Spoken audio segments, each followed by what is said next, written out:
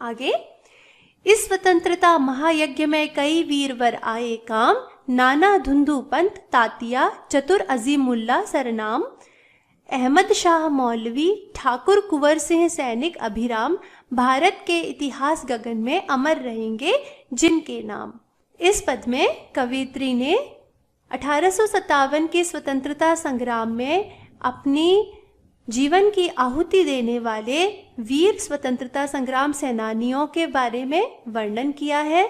उन्होंने बताया है कि इस स्वतंत्रता महायज्ञ में नाना धुंधु पंत, तात्या टोपे, अजीमुल्ला सरनाम, अहमद शाह मौलवी, ठाकुर कुंवर सिंह आदि ने अपने जीवन का बलिदान दे दिया और सदा के लिए अमर हो गए।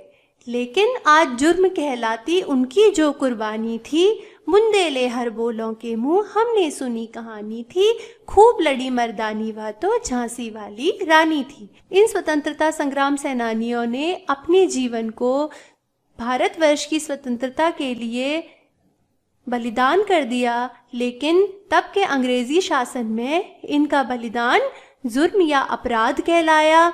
बुंदेलखंड के हरबोलों के मुख से हमने यह कहानी सुनी थी कि झांसी की रानी युद्ध भूमि में मर्दों की तरह लड़ी थी।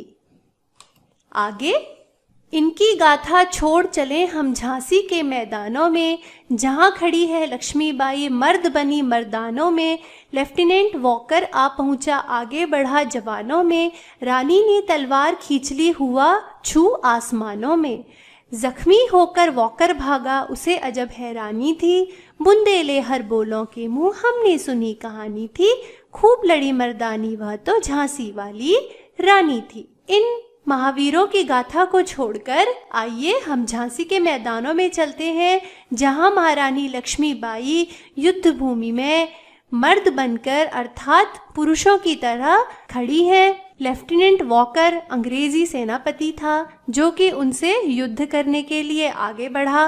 रानी ने अपनी तलवार से उस पर वार किया और वह जख्मी होकर भाग गया।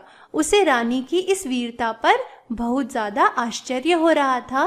बुंदेलखंड में हर हर महादेव का उद्घोष करने वाले बुंदेलों के मुख से हमने यह कहानी सुनी थी कि झांसी की रानी लक्ष्मीबाई युद्ध भूमि में मर्दों की तरह लड़ी थी।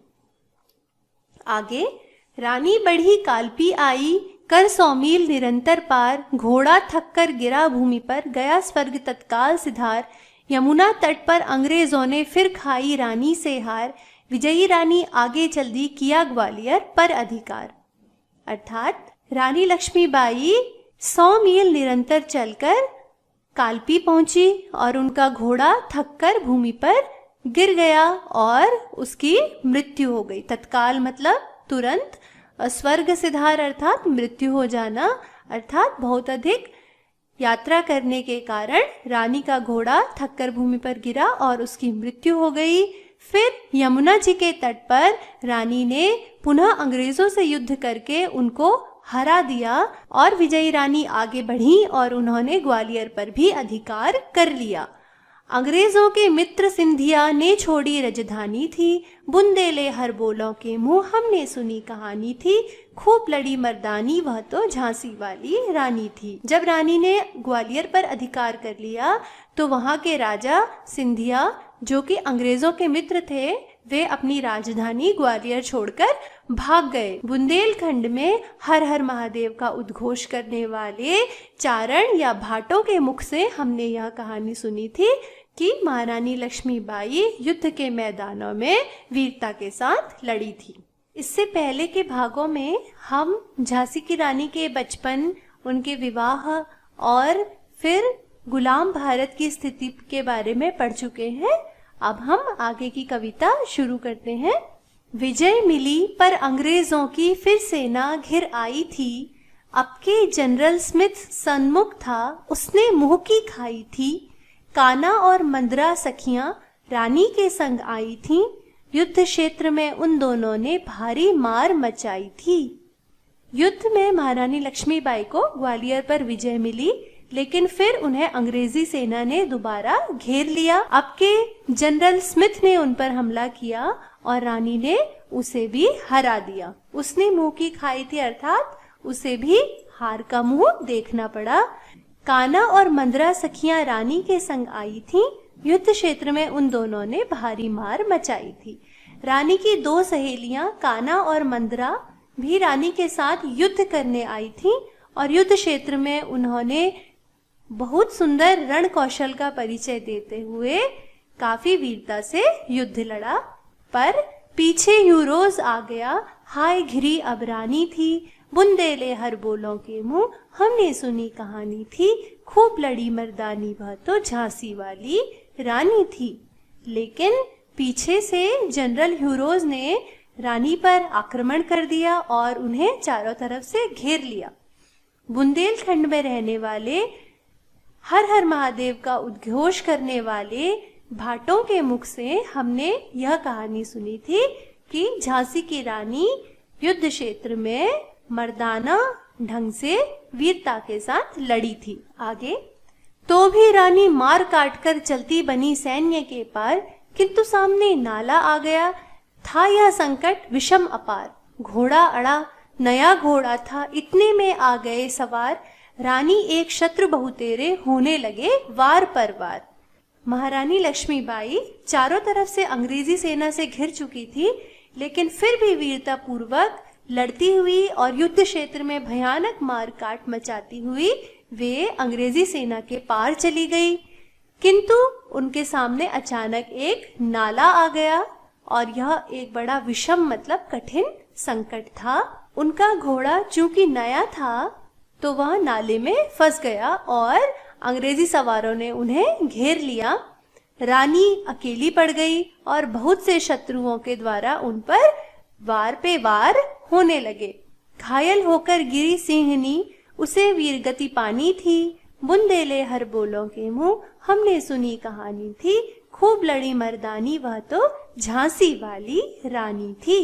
चारों तरफ से अंग्रेजी सेना से वारों पे वार होते रहे और इस प्रकार महारानी लक्ष्मीबाई घायल होकर गिर पड़ी और वीरगति को प्राप्त हुई। यहाँ पर सिंहनी शब्द महारानी लक्ष्मीबाई के लिए प्रयोग किया गया है क्योंकि वे शेरनी की तरह हिम्मत से दुश्मनों से लड़ी थी।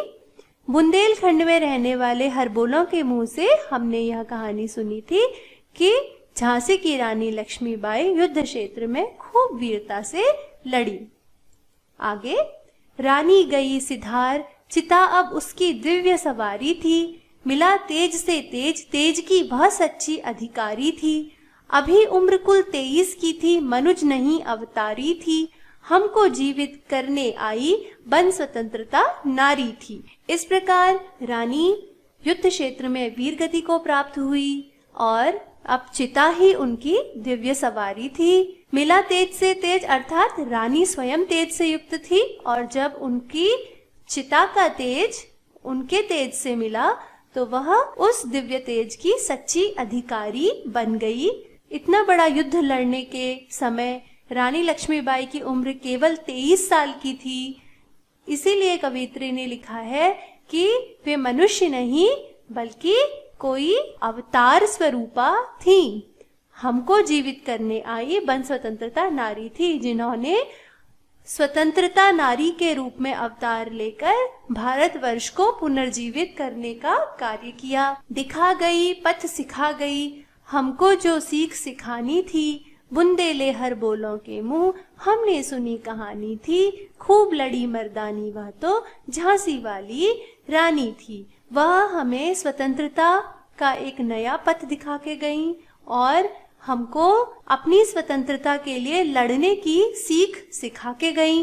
बुंदेलखंड में रहने वाले हरबोलों के मुख से हमने यह कहानी सुनी थी कि झांसी की रानी महारानी लक्ष्मीबाई युद्ध क्षेत्र में वीरता के साथ लड़ी थी। जाओ रानी याद रखेंगे हम कृतज्ञ भारतवासी, यह तेरा बलिदान जगावेगा स्वतंत्रता अविनाशी। होवे चुप इतिहास, लगे सच्चाई को चाहे फांसी, हो मदमाती विजय, मिटा दे गोलों से चाहे झांसी, तेरा स्मारक तू ही रहेगी, तू खुद अमिट निशानी थी, बुंदेले हर बोलों के मुंह हमने सुनी कहानी थी, खूब लड़ी मर्दानी बातों झांसी वाली रानी थी। कवियत्री कहती हैं कि झांसी की रानी महारानी लक्ष्मीबाई का यह बलिदान हम भारतवासी सदैव याद रखेंगे और इसके लिए हम सदैव उनके ऋणी रहेंगे, कृतज्ञ अर्थात ऋणी। यह तेरा बलिदान जगावेगा स्वतंत्रता अविनाशी, अर्थात उनका यह बलिदान कभी न समाप्त होने वाली, अविनाशी अर्थात कभी न समाप्त होने वाली स्वतंत्रता को जागृत करेगा।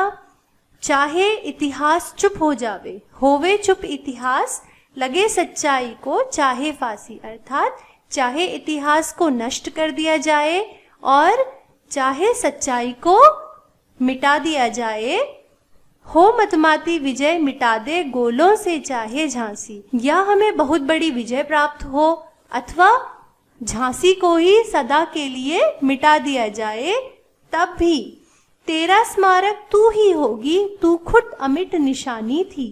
रानी झांसी की अमर स्मृतियां सदैव रहेंगी क्योंकि वे कभी ना मिटाई जा सकने वाली वीरांगना है, उनको हम कभी नहीं बुला सकते।